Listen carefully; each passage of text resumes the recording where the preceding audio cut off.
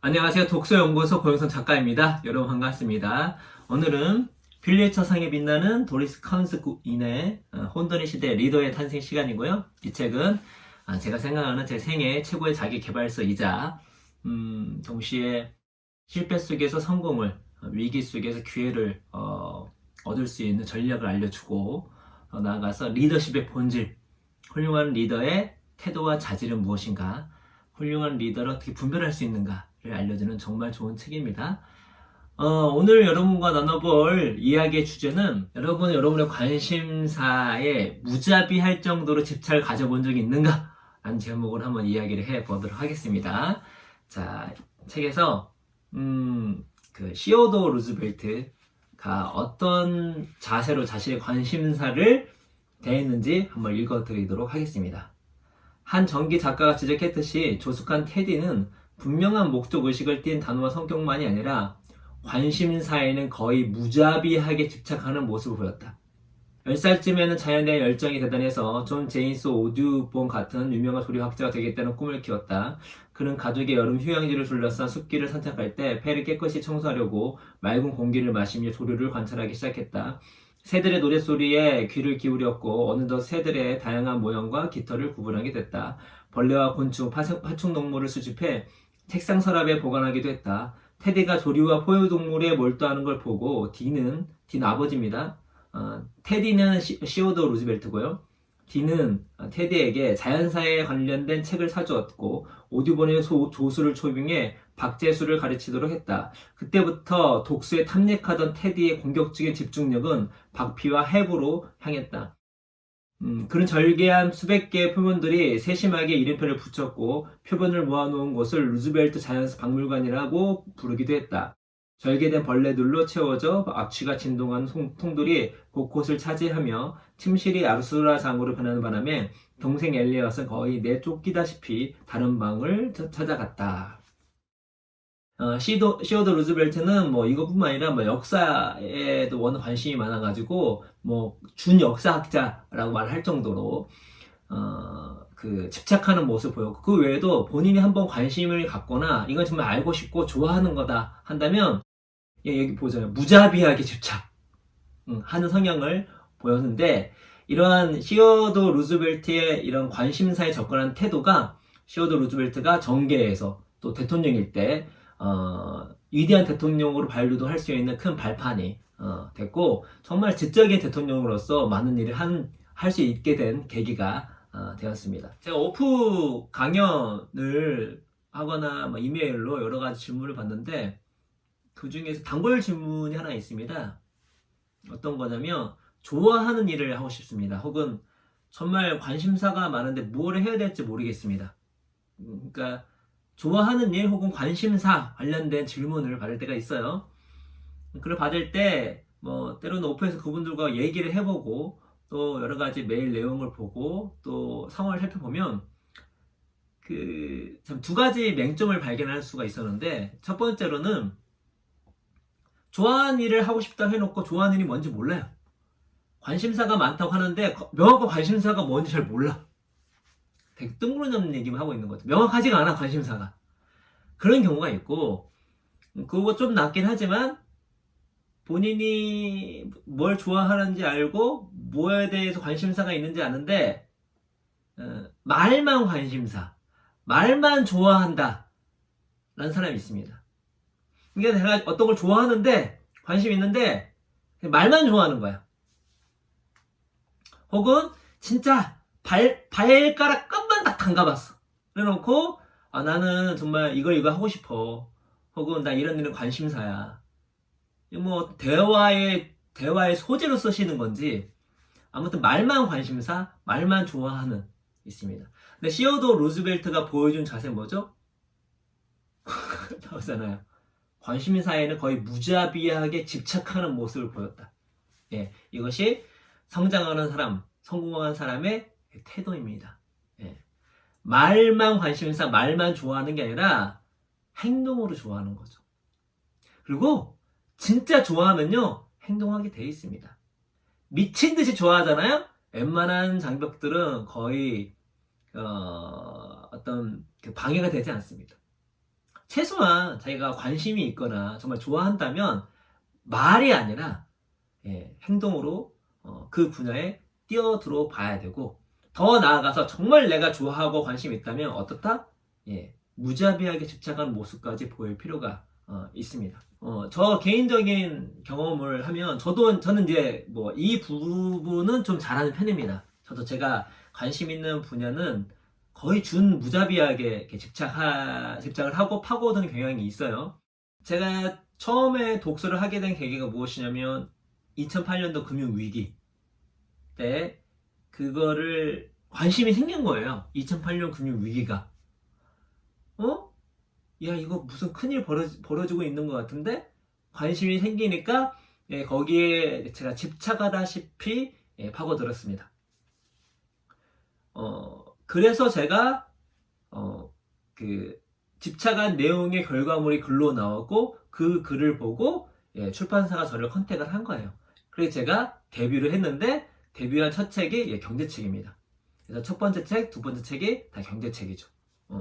그래서 무자비하게 관심사에 집착을 했더니 결과물이 나와요. 그리고 제 실력이 쌓아졌습니다. 실제로 제가 지금 13권, 4권의 책을 썼는데 그 모든 과정은요, 기본 베이스가 제가 관심이 있는 거를 무자비하게 집착한 결과예요. 어떻게 읽을 것인가 독서법 책 같은 경우는 원래는 독서법 책을 쓸 계획이 없었어요, 처음에는. 그런데 제가 어느 그 독서 클럽에서 저한테 강의 요청이 왔는데, 그 강의 요청이 무엇이냐면, 저는 이제 제 책을 놓고 강의할 줄 알았는데 독서법에 대해서 강의를 해달라는 거예요. 그때 독서법 책을 쓰지 않았거든요. 근데 제가 그걸 딱 듣자마자 그래, 내가 독서를 좋아하고 독서 그렇게 많이 했는데 독서법에 대해서 연구를 해본 적이 없구나. 그래서 강의를 준비를 했는데, 강의를 준비하는 것보다 그냥 독서법 자체에 제가 빠지게 됐습니다. 그래서 거의 그 무자비한 집착을 보였어요. 그래서 독서에 관련된 거의 모든 책을 읽었고요. 시중에 나온 책 거의 다 읽었고요. 그리고 그 책에서 안 나온 내용들 또 유출을 해가지고, 왜냐면 기본적으로 그때는 뇌과학을 많이 갔습니다. 왜냐면 독서라는 거 뇌로 한 작용이니까. 그래서 그때 뇌과학에 빠지게 된 계기도 된 케이스인데, 그렇다 보니까 당연히 제가 독서법에 대해서 정말 많이 알게 됐고, 또 독서법 어떻게 읽을 것인가라는 책도 이렇게 나왔고, 그게 왕궁도 마찬가지고요. 일초월정도 마찬가지고, 일초월정 같은 경우는 제가 뭐 워낙 그 사업가가 되고 싶었으니까, 그래서 첫 번째 망하고 특히 첫 번째 망했을 때 왜 망했는지를 알기 위해서 정말 열심히 공부했거든요. 그래서 제가 경제책도 많이 읽었지만 경영책을 정말 많이 읽었습니다. 뭐 수백 권 읽었죠. 그것이 결과물로 나오고 무엇보다 제가 하는 일에 큰 도움이 됐죠. 다시 말해서 내가 무슨 관심사가 있다면 말만 관심사, 말만 좋아하는 거, 그거는 아무런 의미가 없습니다. 그냥 뭐랄까, 대화로 소재 쓰긴 좋죠. 내 자신을 그냥 조금 포장하거나 어필하긴 좋죠. 혹은 내 마음에 그 안정감을 주는 거 좋죠. 난 이걸 좋아하고 또 언젠가는 하게 될 거야, 뭐 이런 거. 혹은 내가 지금 하는 일이 워낙 싫어가지고 거기에 도피처로서 내가 말만 관심사, 말만 좋아하는 걸 이야기할 수 있겠죠. 그런데 정말 그 시어도 루즈벨트처럼 정말 관심사가 있다면 한번 집착해서 알아보십시오. 근데 이거는요, 하루 종일 뭐 할 수도 있겠지만, 만약에 이제 지금 직장을 안 다니시는 분 같은 경우는 한번 맘 잡고 거기에 이제 파고들 수가 있겠죠. 직장 다녀도 충분히 가능합니다. 무자비한 집착이 뭐예요? 회사 끝나고 하루 종일 하는 거예요, 그거를. 제가 이제 비즈니스 하면서도 독서를 많이 했었는데, 그때가 다 그랬습니다. 회사 끝나고 나머지 시간에 다 독서에 올인을 하는 거예요. 계속 공부를 하는 거죠. 그러면 실력이 남고, 그리고 결과가 남습니다. 그래서 한번 내가 갖고 있는 1순위는 내가 뭘 좋아하는지, 나의 관심사가 뭔지를 이렇게 아는 것도 중요하고, 두 번째로는 내가 정말 하고 싶은 거, 좋아하는 거, 또 관심사로 하는 것들에 대해서 몇 년 동안 말만 좋아한다, 말만 관심 있다라고 하면서 나에게 주어진 잉여 시간을 그 관심사를 알아가는데 쏟지 않은 건 아닌가 한번 점검해 보세요. 내가 뭔가를 좋아하는데 좋아한다고 말한 지가 뭐 3년 됐고 5년 됐어. 근데 실제로 그 좋아하는 거에 대해서 깊게 파본 적도 없어. 그게 뭡니까? 그렇죠? 그래서 시어도 루즈벨트를 통해서 우리 한번 배워볼 필요가 있는 게, 관심이 있다면 한번 파고 들어가 보세요. 만약에 그것이 실패한다 할지라도 제가 항상 말씀드리죠.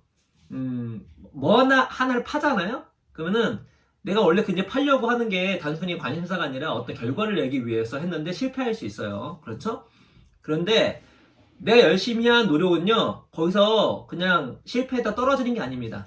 그거는 히든 에셋으로 남아서, 숨은 자산으로 남아서 자기가 다른 걸 했을 때 큰 힘을 발휘하기 시작합니다. 예를 들어서 제가 이제 심지어 게임했던 것도 저에게 안 좋은 영향도 많이 줬지만 긍정적 영향을 준 것도 하나 있어요. 하나 뭐냐면, 제가 게임을 하면서 거의 정점을 한번 찍어보니까, 정점 찍을 때 하루에 17시, 18시간씩 분석하면서 게임을 했거든요. 그러다 보니까 당연히 다른 분야이긴 하지만 다른 분야도 경쟁이 있을 것이고, 내가 이 게임에 집착할 정도로 같이 집착을 하게 되면 그래도 상위 클래스에 올라갈 수 있겠구나 라는 자기 효능감? 이런 게 생겼습니다. 그건 처음엔 못 느꼈었는데 나중에 제가 이제 열심히 살게 되면서 그런 제가 게임했던 경험들을 잘 활용하는 거고, 또 전혀 상관없다고 생각하는 것들이 도움되는 경우가 있어요. 열심히 집착을 하게 되면. 저는 이제 20대 때 게임도 열심히 했죠. 그래도 교회 생활도 열심히 했거든요. 교회 생활 열심히 하면서 제가 이 비즈니스에 얼마나 큰 도움이 됐냐면, 하나는 교회에서는 모임이 많아요. 회의를 많이 합니다. 회의를 하는데 그 어떤 회의보다 힘든 회의예요. 왜 그런지 아십니까? 다른 사람에게 상처 주면 안 돼, 최대한. 그리고 결과보다 과정이 되게 중요해요. 그렇게 회의를 주도하고 조직하고 이끌어가는 것이 쉬운 건 아닙니다. 그런 것들을 뭐 10년 넘게 계속 훈련을 한 거죠. 게다가 이제 종교 생활을 하신 분은 아시겠지만, 종교 생활을 하게 되면 보이지 않는 거에 대한 관심을 많이 갖게 되잖아요. 보이지 않는 것에 대한 감각이 좀 생겨요. 그거를 우리 마음속에, 생각 속에 한번 담아보는, 또 그거를 풀이해보는 추상적인 것들을, 그런 것도 훈련이 나중에 비즈니스 할 때도 되게 큰 도움이 많이 됐었고, 그래서 내가 어떤 일을 정말로 열심히 하잖아요. 그걸 실패하더라도 전혀 다른 분야에서 그거는 큰 힘을 발휘하게 되거나 아니면 그거를 다시 써먹을 수 있는 상황이 펼쳐집니다. 또 하나 말씀드리면, 제가 커뮤니티 사업을 하다 망했는데, 제가 우리 회사가 올 하반기 때 커뮤니티 나오고, 우리 커뮤니티 말고 저희가 지금 하고 있는 커뮤니티도 그런 경험들의 노하우가 많이 접목이 된 것이거든요. 그래서 정말 열심히 한 건, 여기 시어도 루즈벨트처럼 무자비하게 집착을 한번 해봤던 분야는 인생에 어떻게든 도움이 됩니다. 그래서 우리 뼈덕스 여러분들, 혹시 몇 년째 관심사, 몇 년째 좋아하는 일, 말만 하셨다면 이번 기회에 행동을 한번 해보세요. 그래서 주어진 2년 시간에 무자비한 집착을 한번 펼쳐볼 필요가 있습니다. 그렇다면 정말 여러분의 인생에 큰 도움이 될 것이고, 그 무자비한 집착 그 자체가 주는 되게 기쁨이 있어요. 몰입해서 오는 기쁨이랄까요? 기쁨이 있으니까 그런 것도 한번 맛보면 좋겠다는 말씀을 드리면서 오늘 이야기는 이것으로 마치도록 하겠습니다. 여러분 감사합니다.